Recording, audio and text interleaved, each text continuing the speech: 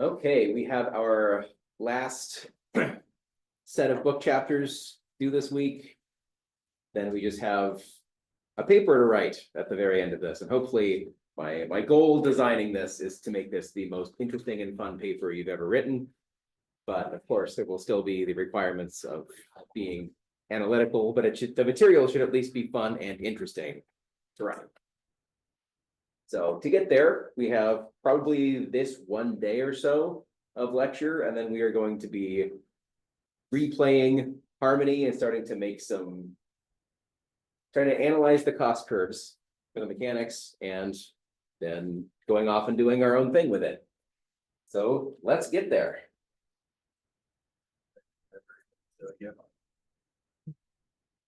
Last time we were talking about cost curves, we came up with what a PvP cost curve looks like and what a PvE cost curve looks like. We said they look kind of like this. We want to balance everything with respect to itself in a PvP game so that nothing is overpowered compared to every other option that you have. And in a PvE game, you want to experience progression, and that progression is defined by some mathematical curve. We want to make sure that for all of our game objects, that they're reasonably in line with what a cost curve would suggest that they should be. Now, that doesn't mean they should always follow that. We talked about deviating from cost curves and how that can create some interesting decisions or something from a player's perspective that they are not expecting. If that is the case, then it creates a moment of interest. So we're going to dive into this in a little bit more detail, but any questions before we dive back into it? Anything we should talk about in more detail?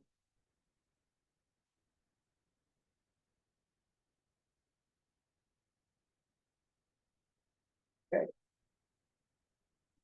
So we've talked about this, how cost curves for each mechanic need to have some kind of progression built into it. And each mechanic can have its own separate cost curve. So it could be something like a weapon that grows more powerful. Your weapon options grow more powerful over time, or monsters that grow more damaging over time. Really anything that has a progression mechanic in a PvE game. So to do this, we need to figure out what that curve is going to be. So let's start with a sword that deals in a flat distribution 36 to 50 damage with an attack speed of 2 attacks per second. So this is a uniform distribution over 36 to 50. That means that you're equally likely to get 36, 37, 38, 39, all the way up to 50. If we were going to procedurally come up with a cost curve for this, we just start by saying, okay, this sword is balanced. And we need to come up with some function that converts these concepts into some power level. So let's say every point of average weapon damage is 200 points of power. So first and foremost, what's the average weapon damage of this sword?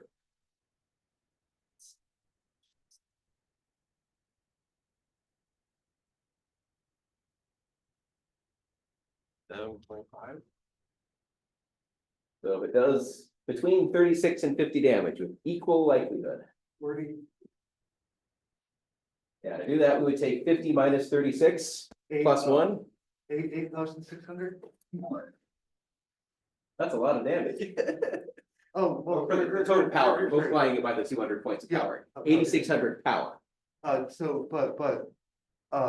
of 43 damage. Okay, an average of 43 damage, attacking twice per second. So in order to do this, we need to make sure that the power, we're going to say now that every hit beyond the first hit per second has a power multiplier of 3. Why is this?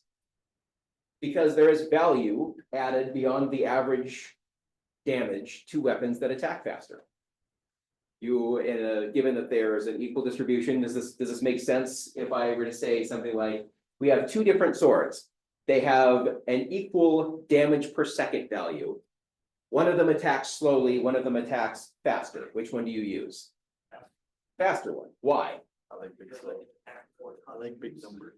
Attack more, but why is that valuable? Because if I can use the same, sure, it's the same DPS. But if I can hit quicker, that's less window of opportunity for me to get hit as well. It actually is even better than that. And the reason is take it to an extreme. So imagine what would it take to be 43 damage per second for a sword that has an attack speed of 0.00001 attacks per second? How long does it take to kill an enemy with 1 HP? Long time. A very long time. So taking it to these extremes, you can see how if you can flatten that damage out to be equal over a longer period of time, rather than a massive spike at the end, that equal amount of damage over time kills enemies with lower HP values faster. So everything else equal, the higher attack speed is better to use. So I wouldn't necessarily say that getting the power multiplier 3 for every hit beyond the first per second is necessarily a good or balanced idea. But there is value to a faster attack speed weapon, even with the same damage per second. That's the point I want to get across. So now with all of that, what is the power of the sword? 34,300? 34,300? 400. 400. So taking this 43 average damage per second, multiplying that by 200 points for that, and then tripling it because it has an additional attack for. But then adding that to the original 200 times 43. So the next question I would have in terms of a design, why a multiplier over additive power for attack speed? Is there any reason that that is better? Or is it just a decision that I made?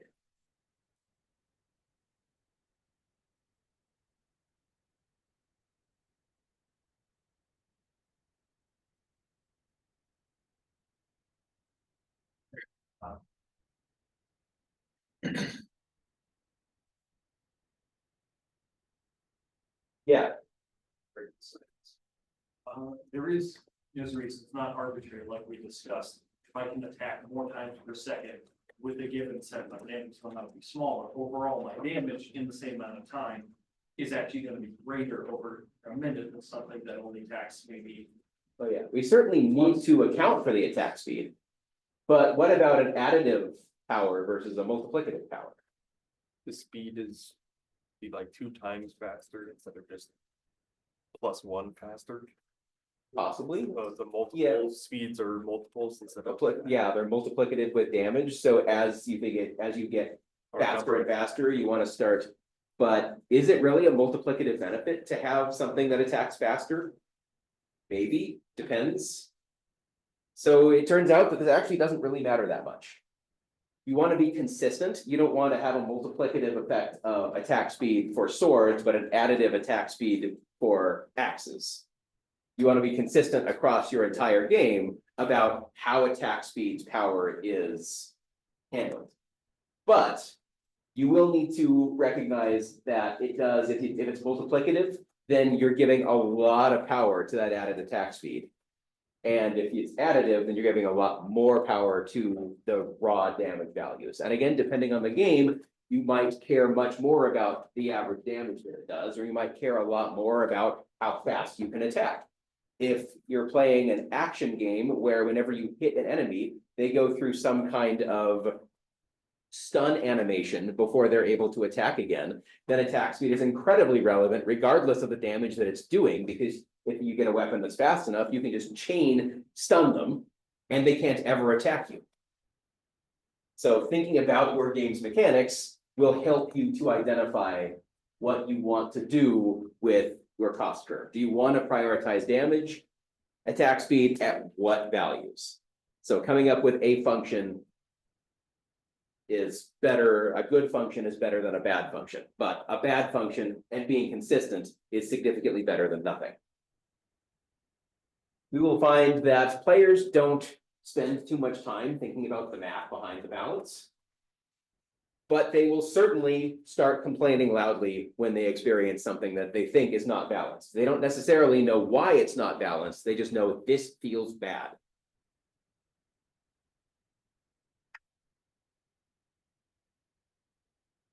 So of course, if you take all similar game objects, plot them with respect to their power, you take all of these inputs, so damage and attack speed became inputs into this function, and it spit out a number that was the power level. You do all of this for all of your weapons, and you can start to see how does that work? What are the associated costs? And where are they placed on the power scale? You can see what's imbalanced just by looking at that 2D chart.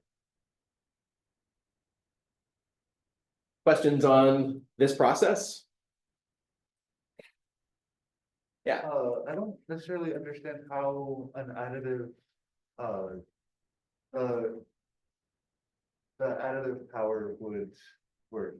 Is it possible to give an example? Yeah, so instead of saying 43 times 3 for this weapon, you would say something like 43 times 200 plus, 1,000 per extra attack after the first per second. Okay. But plus 1,000 instead of multiplying its damage by that. So having a particular attack speed has the same value across all weapons, as opposed to the attack speed is a multiplier to the damage that it deals. Okay. And you can be anywhere in that design space. You could say multiply it by some smaller value. You could say multiply it by some value and then subtract something. You could add something and then multiply it. There's a full mathematical design space for this, and it will depend very much on the game as to what you want to do with it. But as long as you're consistent, the goal is not to identify the value of the item necessarily. It's to identify the differences between the values of certain items, which ones are not balanced with respect to each other. Question? Just Comment? even instead of doing it 2 times, 3 times multiplier, doing the multiplier equal to the number of attacks per second. So that way it's also consistent in place, it needs to follow that math to figure out Right. optimal. Yeah. Damage per second is a great stat to just give to a player because it is still not the be all and end all. As we talked about, faster attacks, even with the same damage per second, is a Pareto optimal improvement, Pareto dominant improvement on something that is a slow attack speed with that same damage per second. But that's not something that many players think about when they're looking at weapons. They compare the DPS and then equip the one that has the higher DPS. If it has exactly the same DPS, they choose randomly. They don't really think that there's a variable beyond that that might be relevant. And when you're playing the game, making a choice between that, unless it is one of those really extreme values, doesn't actually affect too much of the minute-to-minute gameplay, so people don't think about it very much. But that becomes a very important distinction from a design perspective, because now you can ask the question, can a player stun lock an enemy? Do we want to not allow them to do that, or do we want to cap the damage of the weapons that can do that? So that the highest damaging weapons in the game can't do that, but it is still an option for players to play around with to perma-stun some enemies as they play the game. It's just going to make every fight take longer. And maybe there's a trade-off to that in terms of how quickly you can farm up what you need for your next big upgrade, how big of a player you are in the economy. The question, how does the time frame work? Frame is a second. X is a hit. So do 2 hits every second or hits in between. Yeah. Okay. So the question, let me try to draw this out because this is intriguing and worth talking about. So this would be a weapon that attacks, it looks like twice very frequently with a longer windup versus something that is consistent. So it would be something like you'd have a weapon that, or the most space, you have hit, wait, hit, wait. Or something that is the exact same thing, hit, wait, something like this. That's interesting, because you want to start to look at a distribution, how much damage has been dealt at each particular point in time. So you could draw out a graph that looks kind of like time, and I'm going to call this cumulative damage. And we see that in this case, it really kind of depends if we can attack right away, but you would have two different colors to this, and we can even draw this with different colors. Assuming again that this is the same damage per second weapon. Leo, let me know if this is. Oh, based on the sword on the slide, yeah.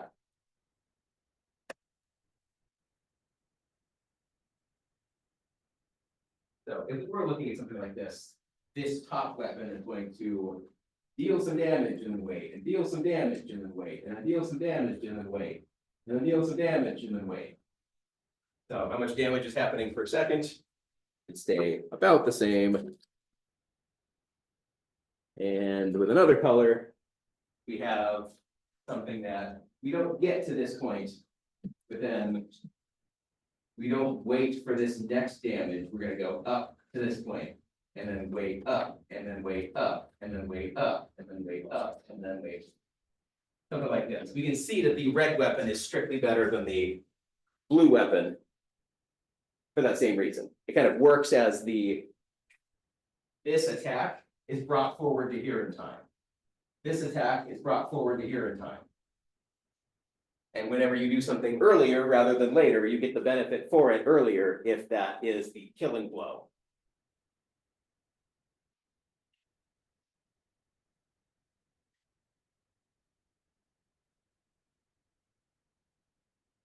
So very similar to the concept of an attack speed. So you just have to think about each weapon in terms of something like that.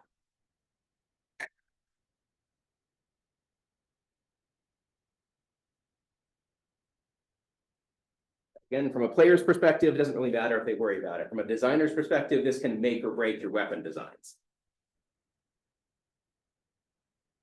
All right, anything else before we move on to cost curves for PvP games? In more detail? So now when we're calculating power for this, we're not trying to create a progression curve necessarily where each item is designed to be at a relevant place on that curve. But now we just want to balance a bunch of different items that do different things to all have associated pros and cons that give them a situational use. So we said the cost curve is the identity curve. Benefits minus costs is 0. If you want to create some similar items, just think about what kinds of benefits do we want on my game objects. What is just a list of potential benefits that could appear on some items. Assign them to an associated number of points. Think about how good are each of these benefits with respect to each other, and do your best to come up with some kind of reasonable system for determining that. So you could do something like, if these are weapons, per 1 attack, they get 1 point. Great. You'll then write out a list of costs and assign kind of the detriment values. So these are all going to be negative.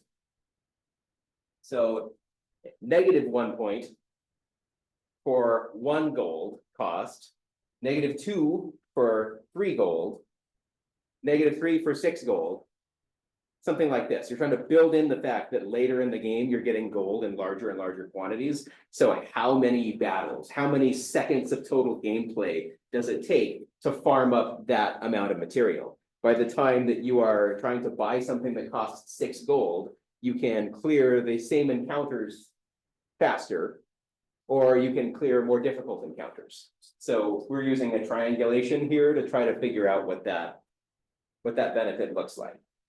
So we can start to create things like a sword that has 1 damage and costs 1 gold. Because the 1 point of attack is offset by the 1 point of the 1 gold cost. The next sword does 2 damage but costs 3 gold. The next sword would be a 3 attack sword that costs 6 gold. And you can see that those benefits minus the costs all total 0 for all of those swords. And of course, there are more costs than just the monetary cost. But you can use a system like this to create the stats for all of the items in the game. So still an identity curve. positive points balance out the negative points, even though it's not 1 to 1, 2 to 2, 3 to 3. When we map it to points, benefits minus costs, that still ends up being 0 in terms of our point functions. Questions on that?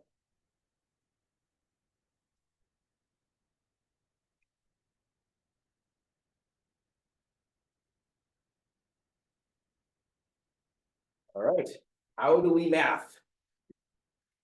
When we have a trivial cost curve, like the identity curve, we are going to just list all the benefits and costs in the entire game. Throw them in a spreadsheet.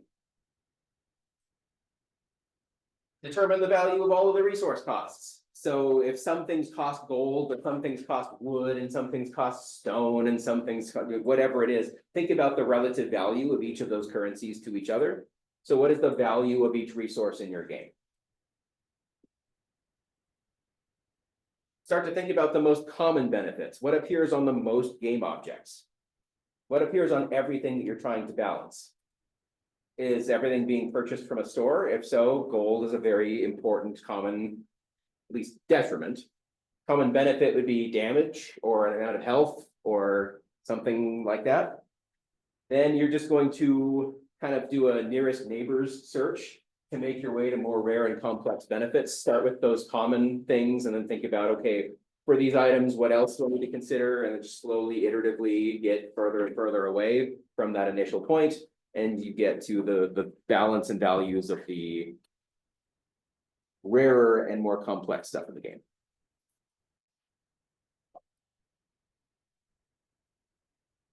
Thoughts on that process? Does that seem reasonable?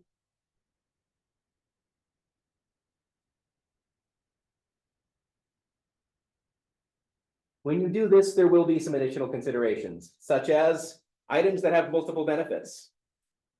Sometimes you have an equipment, like your sword takes your weapon slot. If you can get 2 benefits out of that sword instead of a single benefit, is it twice as good or is it multiplicatively good? You get the value of the first and the value of the second, or the fact that it only takes up 1 slot in your equipment loadout. Is there added value to having multiple benefits in a single slot? Does that free up a slot from some other equipment item for you to put some other benefit in? If so, you may want to consider as a designer making these benefits multiplicative rather than additive. We talked about some situational benefits as well, but also certain combinations of benefits may be even better. Like for instance, if you can get a plus damage modifier on a sword and a plus attack speed benefit on a sword, those interact multiplicatively. But if you get a damage modifier and another damage modifier, those stack additively. So maybe based on the exact mechanic that you're working on and the exact combination, maybe some of them work additively and some of them work multiplicatively. Could also have some kind of randomized benefit. So what if this benefit occurs some proportion of the time? Like this weapon now, instead of critting 5% of the time, crits 10% of the time. That doesn't affect every hit with the weapon, but it affects the average DPS. Actually, DPS by name is already an average. You don't need to say average DPS. Unless there's multiple DPSs. And yeah. So there is a nice strategic value to deterministic outcomes. What this means is that when you can predict exactly what this item is going to do, then you know situationally exactly when to use it. But let's say you have an item that, again, going to an extreme, is extremely good 1/1000th of the time, and 999 out of 1,000 does nothing. It's going to feel very weird to use, even if on average it is a very good item, because almost all of the time it's doing nothing. If you can plan, you'd be willing to take a bit of a damage hit to just know how much damage you're going to be dealing and not just wailing away at something missing 999 times out of 1,000. Then, of course, some games modify the math underneath the hood. So instead of now being based on a coin flip, now the player has the ability to say heads comes up 60% of the time instead of 50% of the time. How does that change the underlying math for what makes the value of this item. Is that something the designer needs to consider? Probably. So this gets very complicated in games very quickly. So one, it's worth recognizing just simplicity is very useful. Don't try to, what is the difference between an absolutely perfect cost curve that takes into account everything and gives it the associated, the real associated value of it? And what is a reasonable approximation? It might take you days to figure out the actual in-game value of an item compared to everything else. Is that worth the time that you're going to spend? If you can very quickly come up with a good heuristic, something that approximates it pretty well, then maybe that's good enough for just an initial balance pass over a game. Then you can ask your players what felt imbalanced. And maybe from there, you can make small tweaks and an extra balance pass. So the math doesn't have to be the be all and end all, but it's at least worth making an informed decision about the level of depth you want to go into.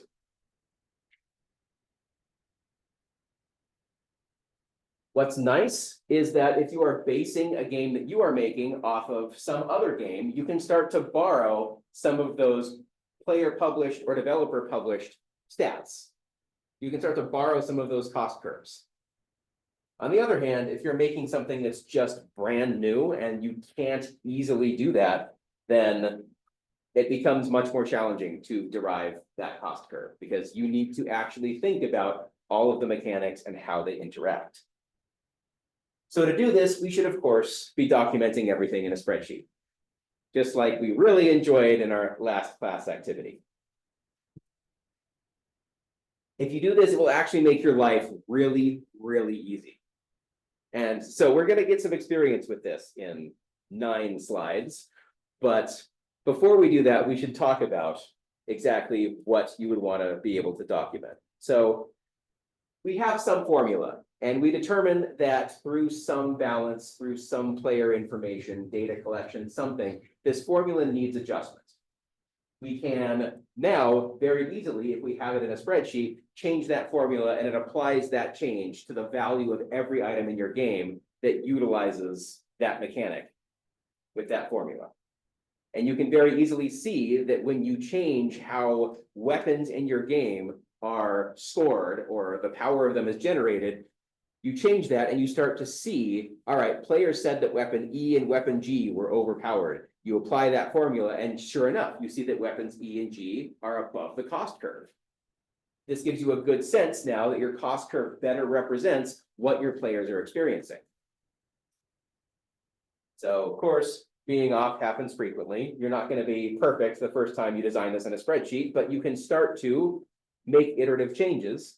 And the spreadsheet makes this as easy as possible to apply to every game object and then allow you to see and chart everything to make sure that it's performing to the best that you currently can.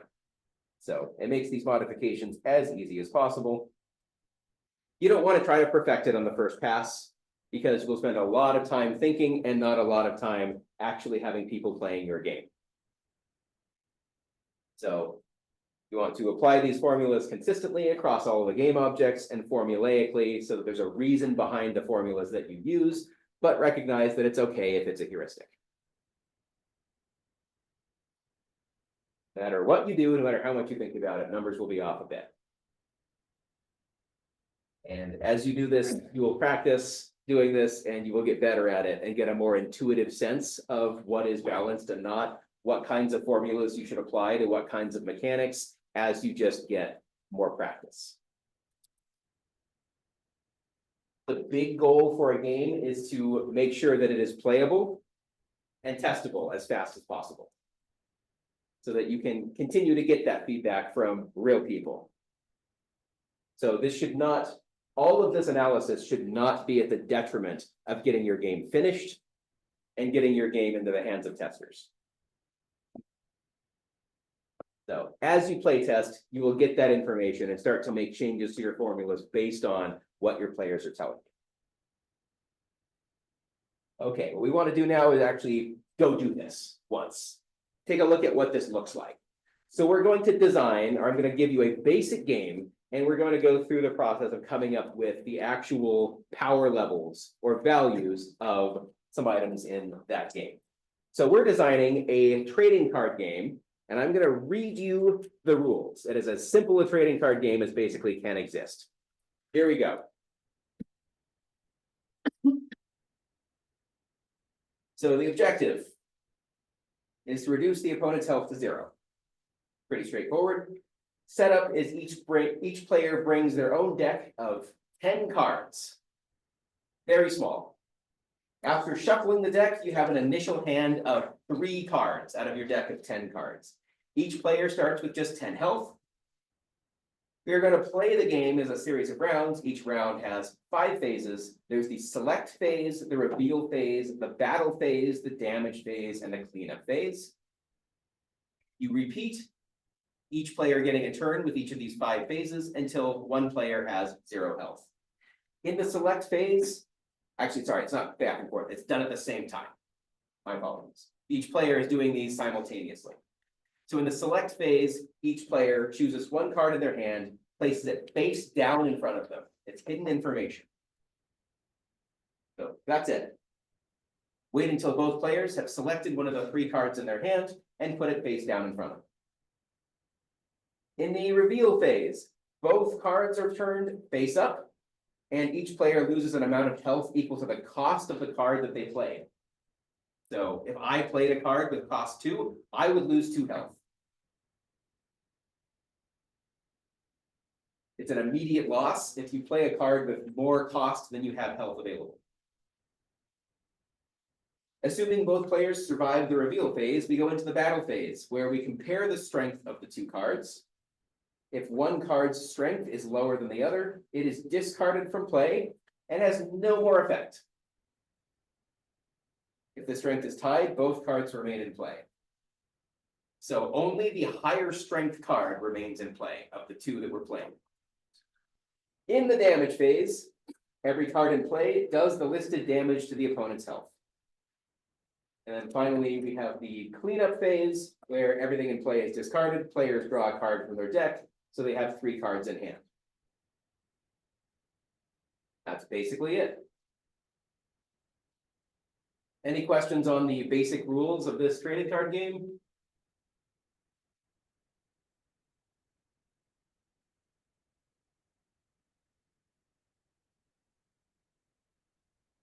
You use your health as cost, play the cards. Yeah. And that also gets damaged by the other card. Yeah, there's a cost and a damage that are separate values for each of these cards.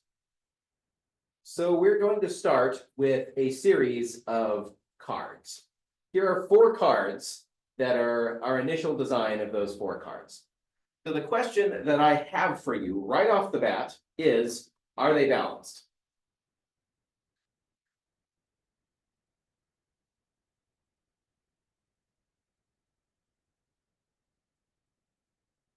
Yeah, I would just say no, because like I'm looking at Hero and Hero has a cost of 2, but does significantly more damage than the other cards. right. So if it stays in play, remember that it's strength that determines whether they stay in play. So there's no way for the hero card to be removed from play because there's nothing that is greater strength than it. But you could just look at this and keep in mind, this is as simple as I could possibly do with coming up with, and this wasn't me, this wasn't one. Coming up with these cards and these rules. So this is as simple as possible. If you're struggling to think, are these balanced? This is as simple as this gets, and this is why we generate these cost curves. It's nothing against any of you. Games are complex. The underlying interactions of all of these games and mechanics are complex. So we need a way to turn this into some math so we can actually look at it in a way that is better. So we need to design a cost curve for this. How could we do that? Starting out, what's our anchor? Health. Health. It's always a great anchor. So Yes. health. So cost is straightforward. The cost immediately leads to 1 point of damage to yourself when you play it. So there is a negative health cost to playing a card. What about strength? How much health is 1 point of strength worth? But remember that just because you play a card doesn't mean that it sticks around to do anything. In order for your card to stick around, the strength of the card that you play has to be greater than or equal to the strength of the card that your opponent plays. Any ideas for how you might determine the value of a point of strength?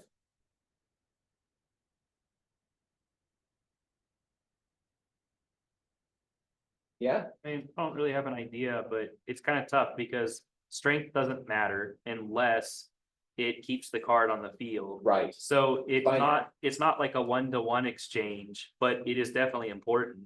right. So We I need don't- some way of assigning some benefit value to the strength of a card. So let's take a look at a couple of aspects. Yeah, before we do it. Well, so, it, it feels like it definitely wouldn't be a one-to-one ratio, because if it has a higher, because if it has a higher strength, it is more likely to stay out on the field. And so that would be worth more kind of multiplicatively than something with a lower strength, that it's less likely to stay on the field anyway and do nothing. Right. It's, Are we able to, I think the big question here is, are we able to tell from the value of the strength how likely it is to remain in play? I guess You could do, Just buy that one card. So let's say the only thing I revealed to you at the very beginning was the thief card, none of the other cards. And you saw it has strength 4. Would mean nothing. That means absolutely nothing unless you know what other kinds of cards are available and the relative strength of those cards. That 4 could be far and away the highest strength in the game. It could be far and away the lowest strength in the game. And those two things change dramatically the value of that card. So it depends on its strength proportionally to other potential cards that could be in play. Yeah, I mean, I feel like if you just gave us a thief card, we would have a hint, because the thief does have damage. So if we assume that like all cards are somewhat within the same general area of damage, like we're not having like one with 2 damage and one with 400 damage, we can sort of guess a little bit that approximately a card will die in like 1 to 4 hits, just based on the fact note that that. damage isn't dealt to a card. You immediately discard if your opponent played something with higher strength. But yeah, but So like, if 4 is the low, like for instance, this cleric card, unless your opponent plays another cleric, it never does damage. And it has a value 3. So if we just revealed that 3, how would you be able to make that decision if these are the only 4 cards that are available for your deck? We wouldn't know without context, I think. yeah. That's the conclusion we would have to draw. Yeah, So if those are the only 4 cards available in the deck, then the fighter and the hero will always do damage.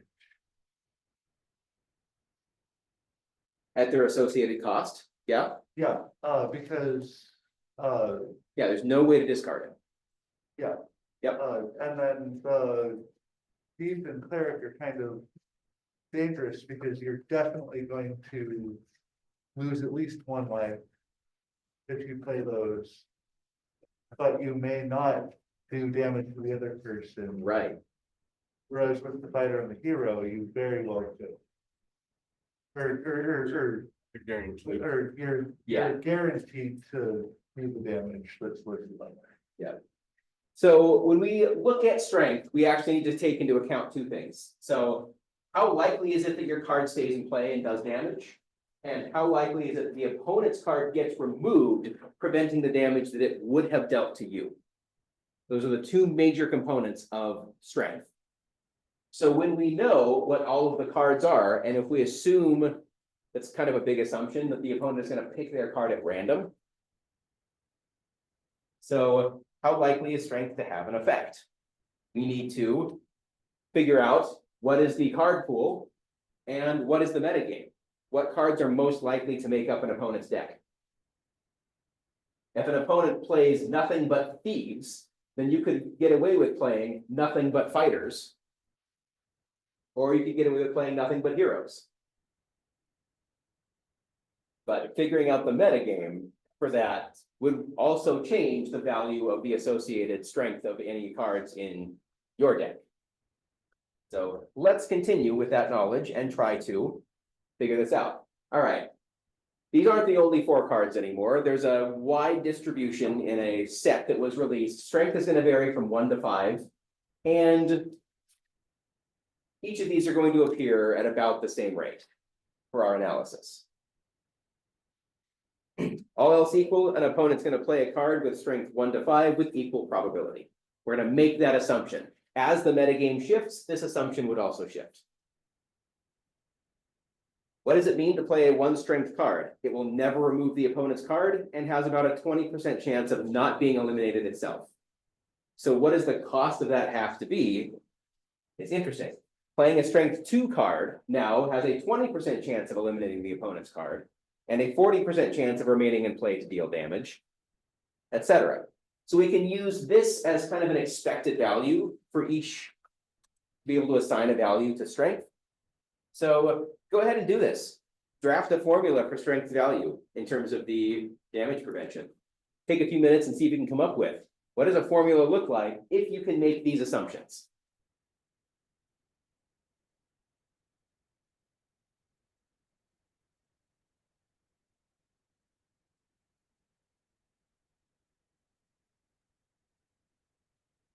You may want some paper and or a text editor.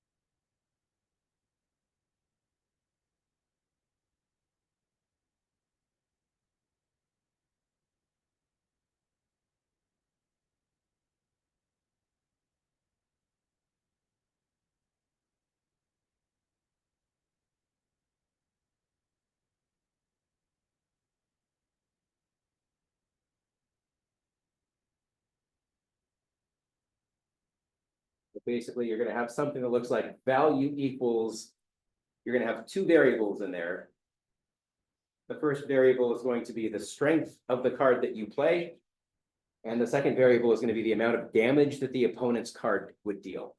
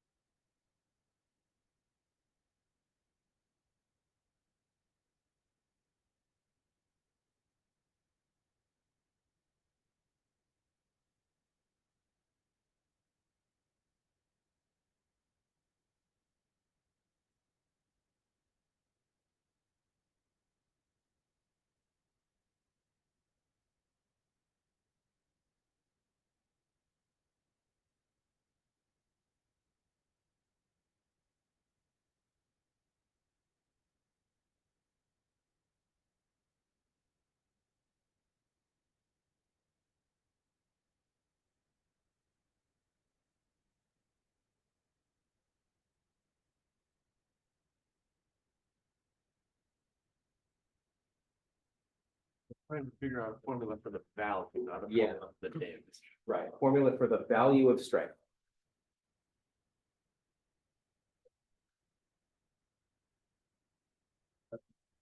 To incorporate the value of the strength of your card and the value of the opponent's cards of damage.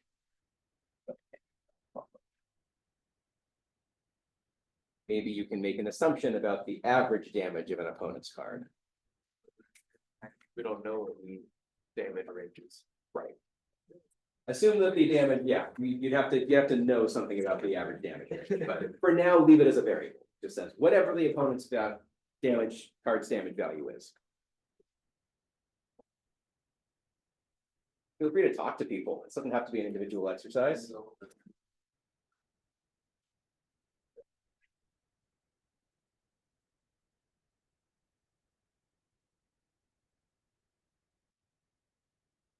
Who knew that being a game designer was so much math?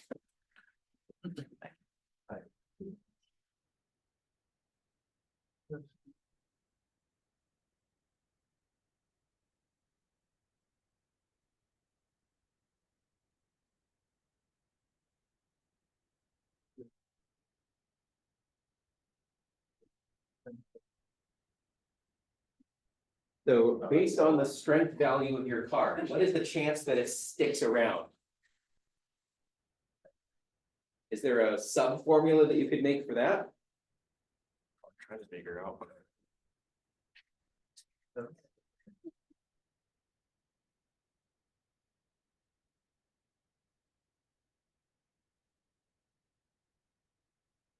Have all of what we need right here and continuing this. At least for that sub formula. So the opponent's gonna play card with strength 1 to 5 equally like. Okay, so it's whatever the cost is times. 20%. Yeah. That's the chance it sticks around. But what's the chance that it also eliminates the opponent's card? So you're preventing the damage that comes back. So the chance that you're not preventing damage and the amount of damage that you would be receiving. -1 times 20. Yeah. That is the first half. By first half, I mean everything except for multiplying it by the amount of damage that the card would do. That's it. But of course, we now need to figure out what the average opponent damage is, and assuming that that is equally likely between 1 and 5, the average damage would be 3. So now we can actually find the true value of strength. Just strength minus 1 divided by 5 times 3. Does it make sense what this is counting for, what it's doing, and why this would be the value of a particular amount of strength in this metagame?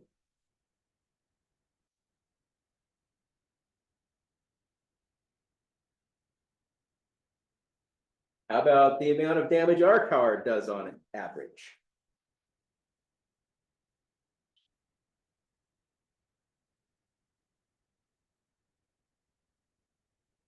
Because it only deals damage if it sticks around, right? So we need to account for the other half of this. Remember, there were 2 things we need to calculate. The first was damage prevention. This is the likelihood that we evade that damage times the amount of damage that we're evading. And then how much damage does our card do? Chance that it sticks around times the damage it would do if it sticks around. We just get strength over 5 times the damage. The difference between the strength minus 1 is to prevent the damage, we have to get rid of our opponent's card, which means we need a higher strength than it. And to deal damage, we just need strength equal to or greater than. So that's the difference. So now we have an ability to put these 2 things together and get an actual value for strength. So card value, benefits minus costs. What are the benefits? Well, we just talked about both of those. Strength's benefits come from reducing opponent's damage if we can get rid of it, if we can get rid of their card, and from dealing damage if it sticks around. Cost is a known health value of playing the card. So benefits are everything here, and cost is everything here. So here is an overall formula for the value of strength. We'll come back to this tomorrow, finish this off, and probably get started applying this to Harmony and trying to make a spreadsheet of Harmony's mechanics, coming up with formulas and coming up with values for all of our cards. To see which ones are not balanced. I will see you tomorrow for that.